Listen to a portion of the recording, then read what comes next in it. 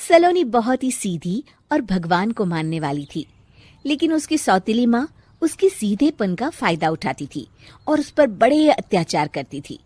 जरा सी चूक हो जाने पर उसकी खूब पिटाई करती। अरे सुनते हो, कोई लूला लंगड़ा देख इसकी शादी तय करो और इसे इस घर से बाहर का रास्ता दिखाओ। सलोनी के पिता जानते थे कि मीना एक चांडाल औरत है, इसलिए वो एक अच्छा घर देख सलोनी की शादी कर देते हैं। लेकिन वहां भी सलोनी से जलने वालों की कमी नहीं थी। सलोनी की ननद निकिता उसे बिल्कुल पसंद नहीं करती थी। सलोनी, बात तो सुनो जरा। जी कहिए। आज शाम को मेरे बॉस खाने पर आ रहे हैं। ध्यान रहे उनकी खातिरदारी में किसी प्रकार की कोई कमी नहीं होनी चाहिए। जी आपने कह दिया, बिल्कुल वैसा ही होगा। शाम को सलोनी जैसे ही गैस पर खाना चढ़ाकर वहां से जाती है अभी इसके खाने का स्वाद बढ़ाती हूँ। निकिता गैस की आंच तेज कर देती है।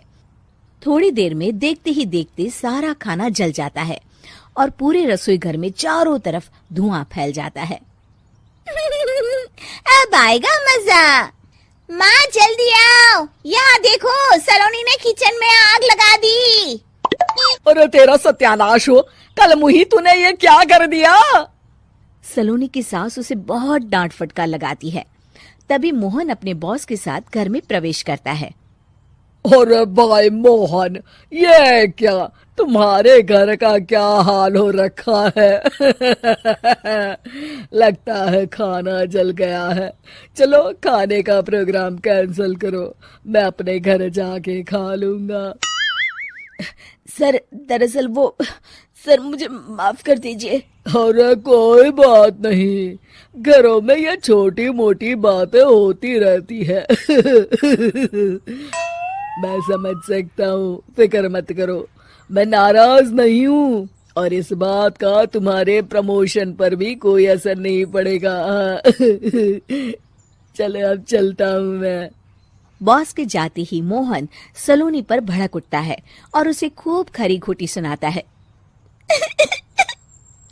भगवान, मेरी माँ तो कहती थी कि अच्छे लोगों के साथ हमेशा अच्छा होता है, फिर मेरे साथ ही बुरा क्यों होता है? आखिर मेरी गलती क्या है?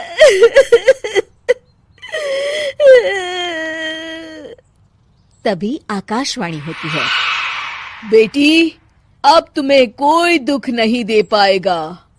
तुम्हारा बुरा सोचने वाले के मन की सारी बातें तुम पहले ही जान जाओगी। अगले दिन सलोनी निकिता को चाय देने उसके कमरे में जाती है। तब निकिता के मन में कुछ बातें चल रही थी। कल तो मैंने सिर्फ खाना जलाया था, अब तू देखती जा सलोनी, तेरा इस घर में जीना हराम कर दूंगी। अच्छा, तो ये बात है, अब इसे सबक सिखाना ही पड़ेगा। कुछ दिनों के बाद, सलोनी, मेरे कपड़े जल्दी से प्रेस कर दो, ऑफिस के लिए देर हो रही है। सलोनी मोहन के कपड़ों के पास प्रेस गर्म होने के लिए रख देती है और अपने कमरे में चली जाती है। तभी हॉल में निकिता आती है। सलोनी चुपके से उसे देख रही होती है। आज अगर मैंने ये कपड़े जला दिए तब तो पक्का मेरा भाई इस सलोनी की बच्ची को धक्के मार के घर से बाहर निकाल देगा। अरे तू क्या मुझे निकलवाएगी? महादेव है मेरे साथ। ठहर जा निकिता, आज तो तेरी खैर नहीं। सलोनी अपने पति मोहन को बुला लाती है और निकिता की सारी करतूत दिखाने लगती है। निकिता गर्म प्रेस मोहन के कपड़ों पर रखकर अपने कमरे में चली जाती है। मेरी बहन इतनी बड़ी चालबाज निकलेगी, मैंने तो सोचा ही नहीं था। मुझे माफ कर दो सलोनी, मैं तुम्हें गलत समझ रहा था। मोहन निकिता को बुलाकर उसे खूब डांट फटकार लगाता है। उस दिन के बाद से सलोनी की जिंदगी पूरी तरह बदल जाती है। सलोनी हर किसी के मन की बात सुन लेती थी। दूसरी तरफ निकिता का कोई भी दांव सलोनी पर नहीं चलता था और आखिरकार वो भी सलोनी के आगे घुटने टेक देती है। फिर एक दिन सलोनी की सास की सहेली ममता अपनी बहू कविता के साथ वहां आती है।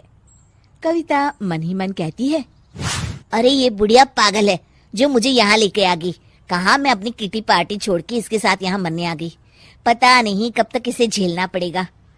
अरे ये जल्दी मरे और इसकी सारी जायदाद मेरे नाम हो जाए। सलोनी कविता की सारी बातें सुन लेती है। अरे कविता, तुम अपनी सास की जायदाद के लिए उन्हें झेल रही हो और उनके मरने का इंतजार कर रही हो। ये तो गलत बात है। सलोनी की बात सुनकर कविता बिना देर किए कहती है, अरे ये तुमने कैसे सुन लिया? ये सारी बातें तो मैं अपने मन से बोल रही थी। तुमने कैसे सुन लिया? बस फिर क्या था। ये सुनते ही कविता के बगल में बैठी उसकी सास उसकी चोटी पकड़ लेती है। क्यों रे कलमुही, तू मेरे बारे में ये सब सोचती है? मम्मी जी, मुझे माफ कर दीजिए। बड़ी आई मेरी जायदाद लेने वाली, मैं आज ही अपने वकील को बुलाकर सब कुछ छोटी बहू के नाम कर देती हूँ। चल घर चल, आज तेरी अच्छी खबर लेते हूँ। इस तरह सलोनी लोगों के मन की बातें सुन लेती थी, लेकिन धीरे धीरे सलोनी को एहसास होता है कि उसके आसपास के सारे लोग एक दिखावे की जिंदगी जीते हैं और सब एक दूसरे के बारे में बुरा ही सोचते हैं। हे भगवान, दुनिया में कैसे लोग हैं? सबके मन छल कपट से भरे हैं। मैं तो लोगों की मन की बातें सुन सुनकर तंग आ चुकी हूँ। मैं अपनी जिंदगी में अब बहुत खुश हूँ। अब आप मुझसे ये शक्ति वापस ले लीजिए भगवान। इस तरह भगवान सलोनी को दी हुई शक्ति वापस ले लेते हैं और सलोनी एक आम जिंदगी जीने लगती है।